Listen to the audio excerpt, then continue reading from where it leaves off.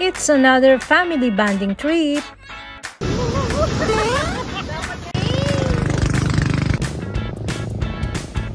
Tara, biyahe tayo sa Zambales!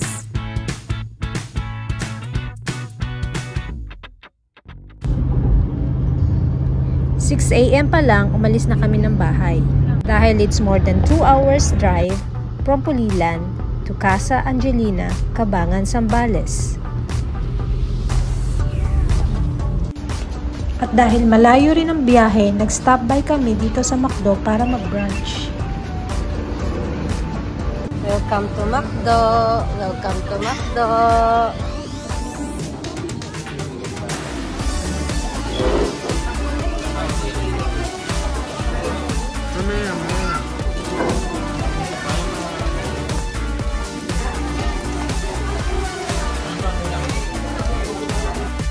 At dahil full charge na, biyahe na ulit tayo. And finally, we reached Casa Angelina Resort. This is our accommodation sa second floor. Dahil 2 PM pa ang check-in, I'll give you a quick tour. Maraming accommodation ang pagpipilian. Pero dahil 8 to 9 packs kami, pinili namin itong Great Family Room. Sa loob, may kitchen na kumpleto sa cooking utensils, CR, 2 loft bed, TV at sofa. At sa labas naman, may malaking balcony at malaking dining table na pwedeng mag-grill or magluto.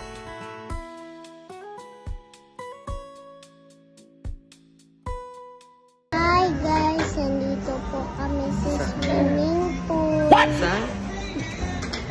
Ngayon po kami sa beach. Excited po ako guys.